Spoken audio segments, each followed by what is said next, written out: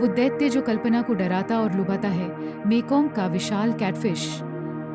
हाँ, विशाल कैटफिश सचमुच है, कोई मछुआरों की बढ़ा चढ़ा बात नहीं। ये साहब कई मीटर तक बढ़ सकते हैं और 300 किलोग्राम से ऊपर वजन पकड़ लेते हैं। 2022 में कंबोडिया में टटोली गई और छोड़ी गई एक विशाल मीठे पानी की रे यूरोजिम्नस पॉलीलेपिस करीब 300 किलोग्राम की थी।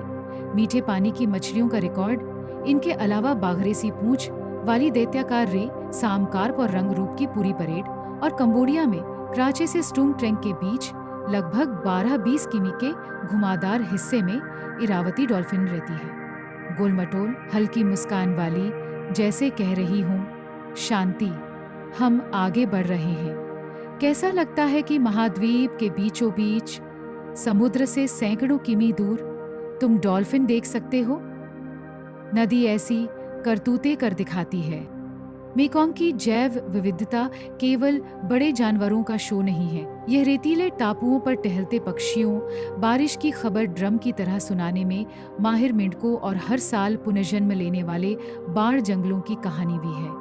इस बुनावट का हर रेशा मायने रखता है। धारा धीमी पड़ी तो गाद कम बैठती है, एक प्रजाति गायब हुई तो कोई और नियंत्रण से बाहर हो जाता है। प्रकृति, हर जीव विज्ञानी दोहराता है, समझदार है पर संवेदनशील भी। मेकोंग कथाओं की धरती भी है। थाई और लाओ फोकलोर में नागा बसता है, मिथकीय सांप, कभी दयालु कभी डरावना। कहते हैं बौद्ध वर्षावास के अंत में मेकोंग के ऊपर रहस्यमयी आग गेंदें दिखती हैं, नागा की सांस। वैज्ञानिक बहस करते हैं कि यह बायोगैस है या ऑप्टिकल भ्रम, मगर लोग अपनी कथा पर भरोसा करना पसंद करते हैं। और जानो क्या, इस मामले में मैं भी सांप और मिथक के बीच नहीं पड़ना चाहता। सब कुछ दिमाग से नहीं समझते, कुछ दिल जानता है। यहाँ यही सच लगता है। नदी को कभी कभी कविता चाहिए। लॉस में बून बंग फाई रॉकेट पर मनाते हैं जब लोग घर में बनी आतिशबाजियां आसमान की ओर ताक कर बारिश की दुआ करते हैं। खेल जैसा लगता है पर पानी और फसल का बोझ लिए। कंबोडिया में उल्टी बहती नदी के मौसम पर बोन ऊम टुक जल महोत्सव को होता है, रंग बिरंगे नखों वाली लंबी नावों की दौड़ के साथ। वियतनामी डेल्टा में मंदिरों के पड़ोस में तैरते बगीचे हैं और घरों की दहलीज पर पानी और चावल की कटोरियां, पूर्वजों और आत्माओं के लिए छोटे छोटे अर्पण। नदी सिर्फ भूगोल नहीं, ये रोजमर्रा की थियोलॉजी है। दहारा ने लिखी इतिहास इंडो चाइना मेकोंग के बिना सोची ही नहीं जा सकती। सदियों से ये नदी सीमाएं भी तय करती रही और यात्राओं के रास्ते भी।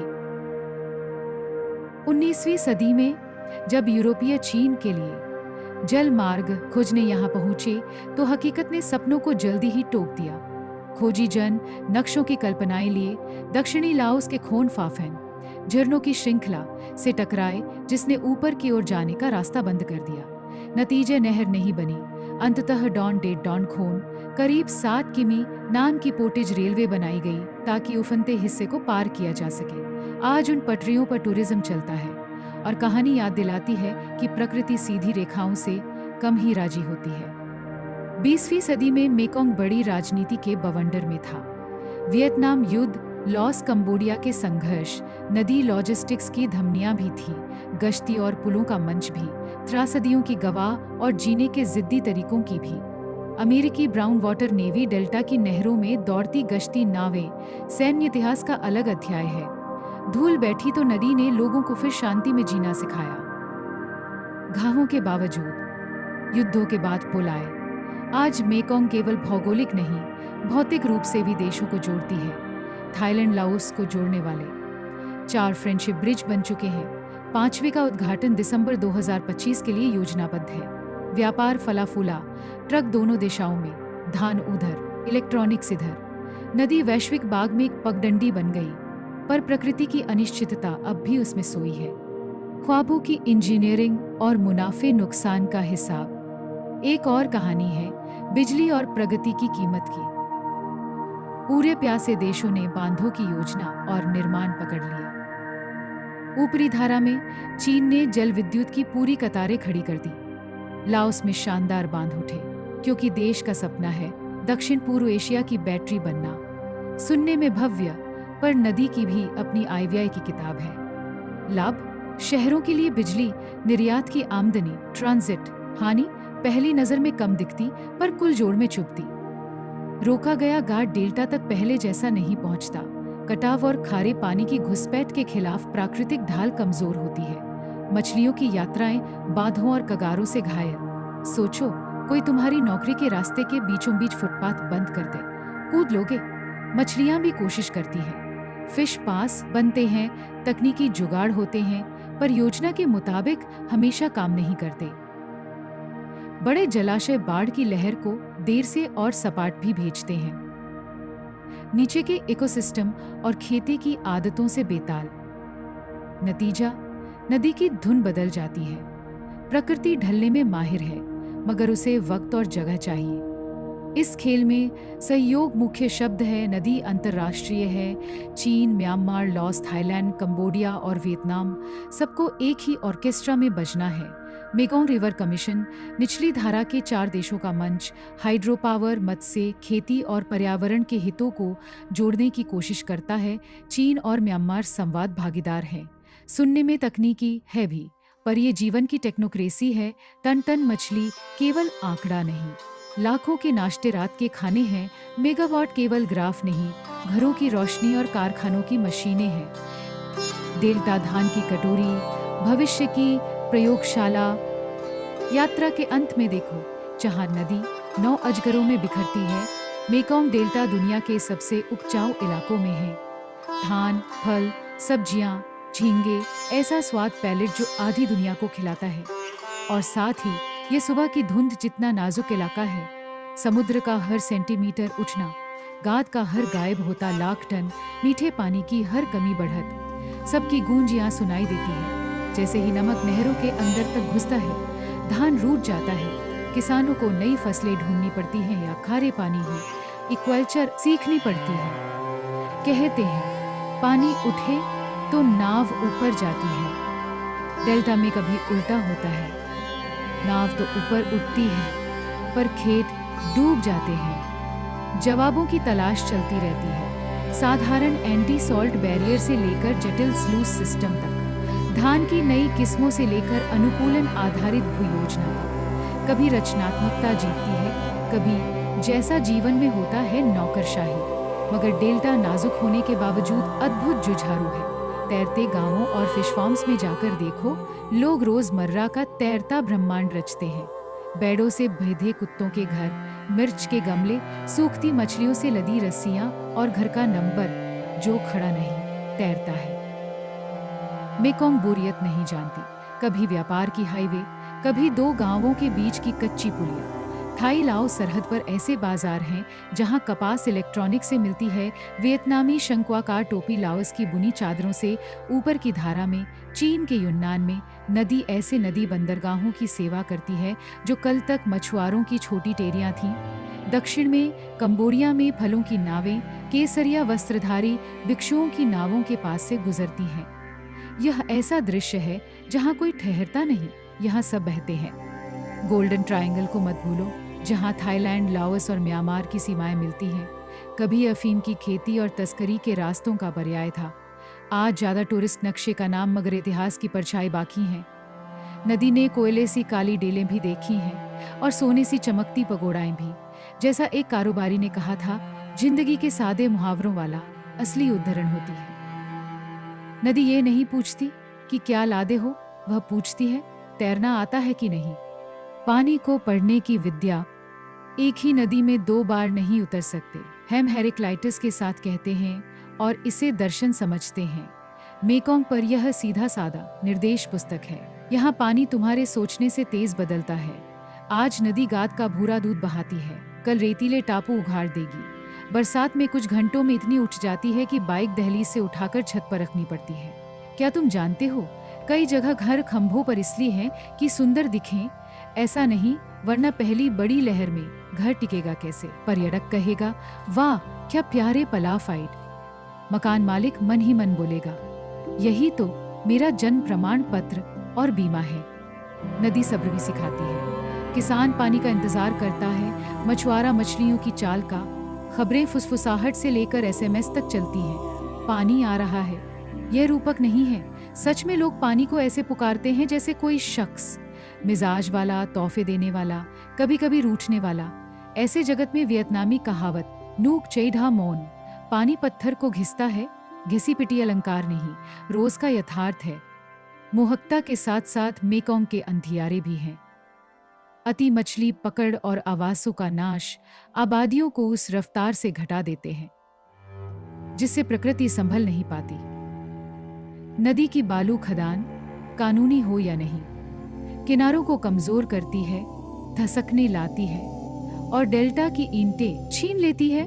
बढ़ते शहर कारखाने गंदा पानी छोड़ते हैं। अगर नदी रसोई है और बाथरूम भी, तो याद रखो दोनों जगह भीड़ है और भीड़ निशान छोड़ती है। डेल्टा के लोग हल्की खट्टी मुस्कान के साथ कहते हैं, नदी सब बहा ले जाती है पर सब ले भी आती है। कभी कभी अफसोस, प्लास्टिक भी। इलाज कभी आधुनिकता है, कभी परंपरा। एक तरफ जल शुद्धिकरण स्टेशन, बेहतर कानून, मॉनिटरिंग, दूसरी तरफ पुरानी समझदारी, संरक्षित जोन, मौसमी मछली पाबंदी, पवित्र जगहों पर जाल न डालने की रीति। ये चलता है क्योंकि मनोविज्ञान और रिवाज साथ काम करते हैं। कई संस्कृतियों में धर्म और पारिस्थितिकी एक दूसरे का हाथ थामते हैं। नदी सच में व्यक्ति की तरह अधिकार और जिम्मेदारियां पाती है। कड़छी डुबोने से पहले यह कड़वाहट बोलना जरूरी है। मेकोंग ऐसी कई मानवीय वजहों से बदल रही है, कभी नेक नियत, कभी लालच, अक्सर जरूरत और दबाव के खोल से। और जैसा नदियों में होता है, ऊपर की हर हरकत नीचे डेल्टा में हिचकी बनकर पहुंचती है। बांध और प्रवाह नियंत्रण, हाइड्रो पावर और जलाशय नदी का पल्स बदल देते हैं। जो पानी पहले मानसून की तेज लहर में आता था, अब सपाट होकर रोका छोड़ा जाता है, कभी अलग घंटों में, कभी अलग मौसमों में। शहर के लिए सुविधाजनक, मछलियों के लिए नहीं। अंडे देने को चलती मछली टोलियां कंक्रीट से टकराती हैं। फिश पास ब्रोशर में जितने प्रभावी लगते हैं, जमीन पर उतने कम। ऊपर से जलाशयों में गाद अटकती है। जो डेल्टा और किनारों की खुराक होनी चाहिए, वह बीच में ही बैठ जाती है। गाद नदी की करेंसी है। इसके बिना कटाव और खारे पानी से बचाव का कुशन गायब होता है। बालू खनन, शहर बड़े हो रहे हैं, कंक्रीट को रेत चाहिए। नतीजा, बहुत से हिस्सों में नदी तल ट्रकों में भरकर निकल जाता है। चैनल तेजी से गहरे होते हैं, किनारे सूखी रोटी की तरह टूटते हैं, धाराएं पुलों की नींव कुतरने लगती हैं। गाद केवल बांध नहीं, खुदाई भी खा जाती है। अति मछली पकड़, मांग बढ़ी, जाल घने हुए, कभी कभी विनाशकारी तरीके, बिजली बारूद, बहुत महीन जाली, प्रजनन मौसम में पकड़ चल पड़ते हैं।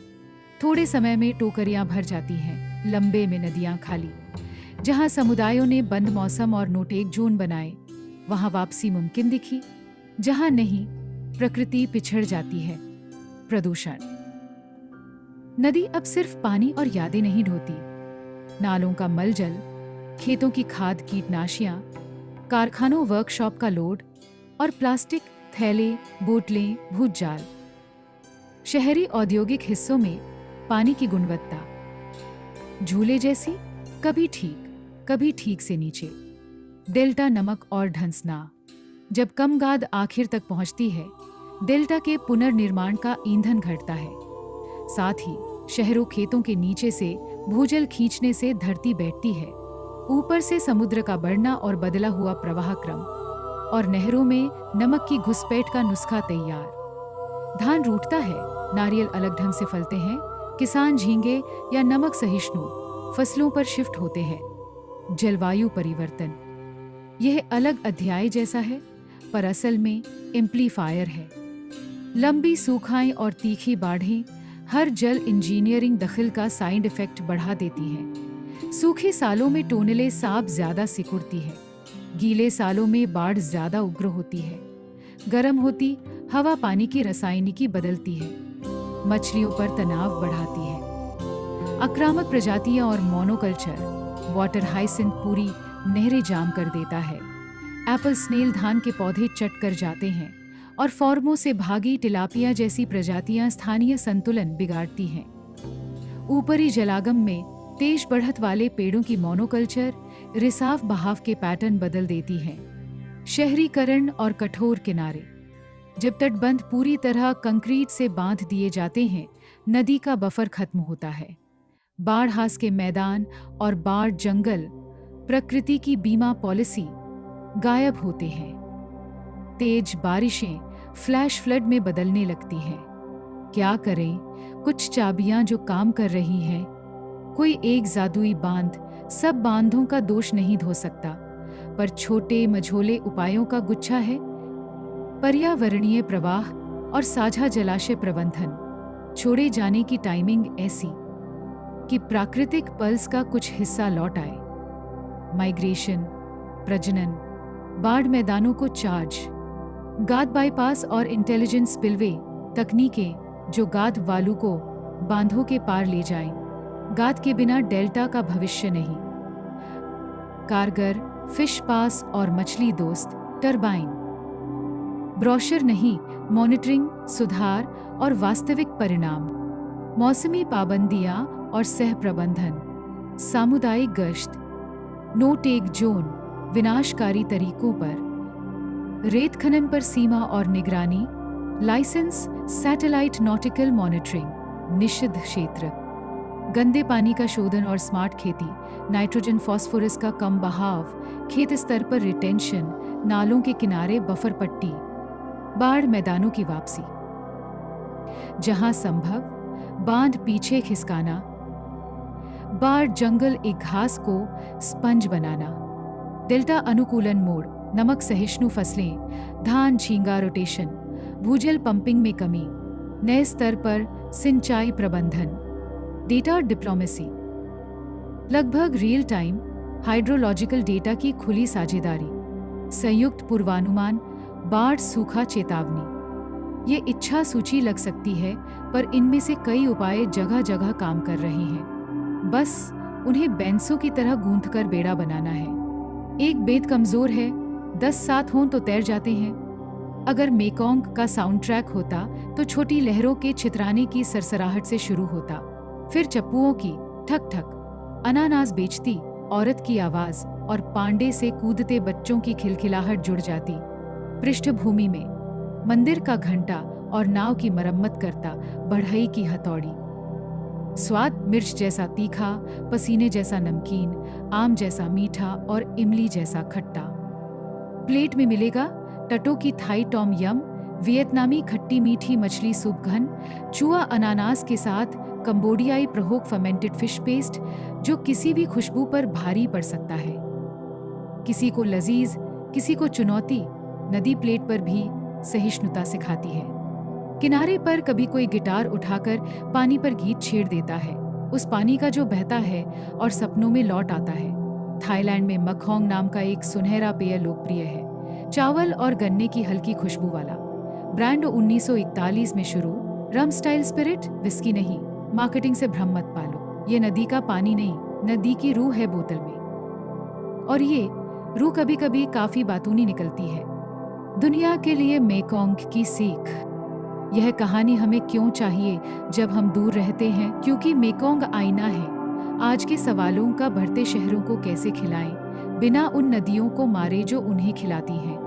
पानी कैसे बांटें, एक साल कम दूसरे साल ज्यादा। परंपरा और तकनीक को कैसे जोड़ें कि माने भी न खोएं। जलवायु संकट के दौर में नदियां लिटमस पेपर हैं। पहले सहायक नाले सूखते हैं, फिर मछलियां गायब, फिर संसाधनों की चिंतित गिनती शुरू।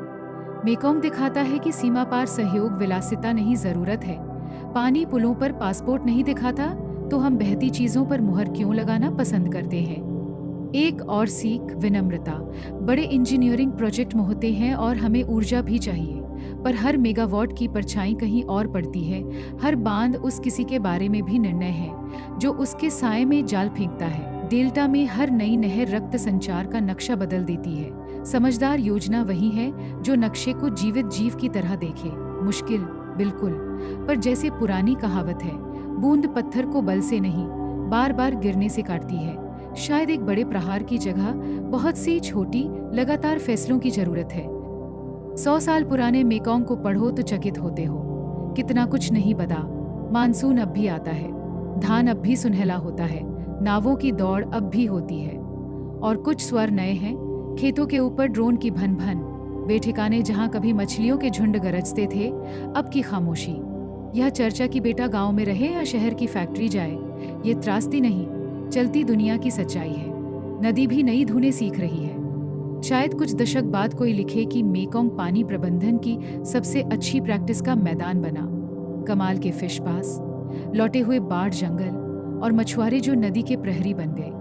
और शायद उल्टा भी लिखे कि हमने नन्हे संकेतों को हल्के में लिया।